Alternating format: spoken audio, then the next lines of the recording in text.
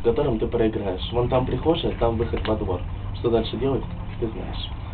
Под симфонию свежемайского грома, не сходя с кресла, испытываешь свою катушку Тесла, забывая о законе Ома.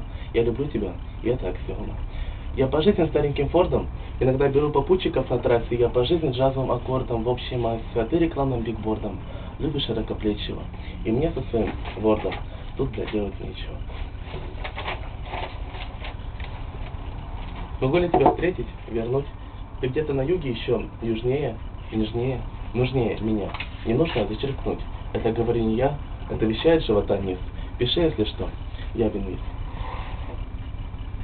Стопки цветной бумаги разбросаны по полу, повсюду. Берешь розовый, складываешь фламинго, зеленый слона, красный просто складываешь, оригами только и всего.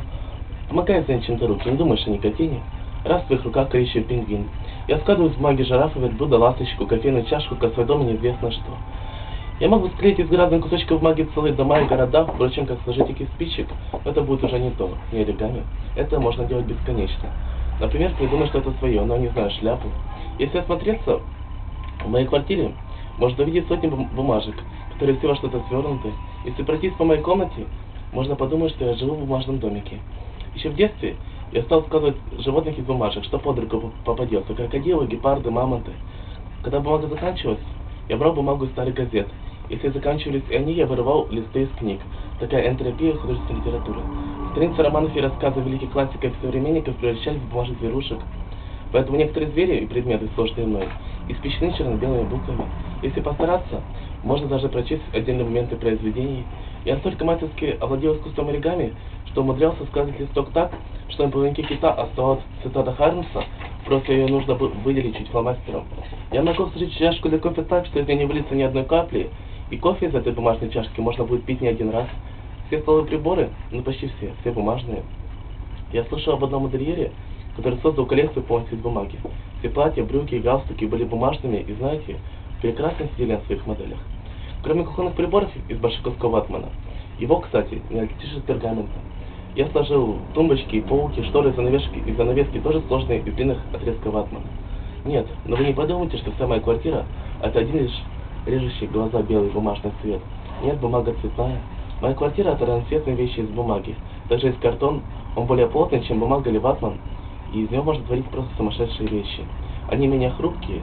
Я сделал оранжевый плафон для лампы. Очень красиво по вечерам.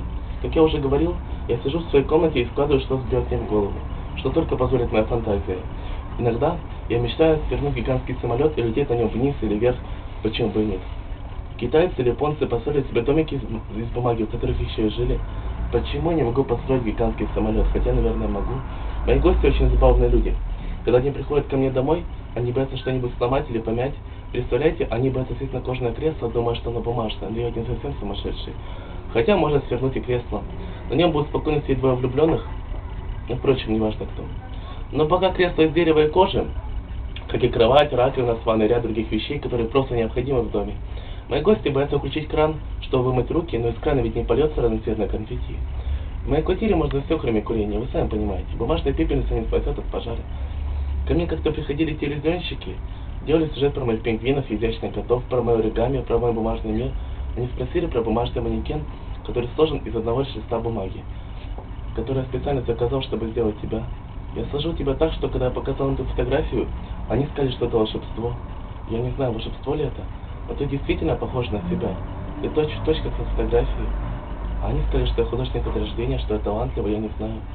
Я только знаю, что люблю тебя своим бумажным сердцем в этой одинокой бумажной квартире, где вот чиркнет спичка и случится пожар. Ну что, давайте пообщаемся.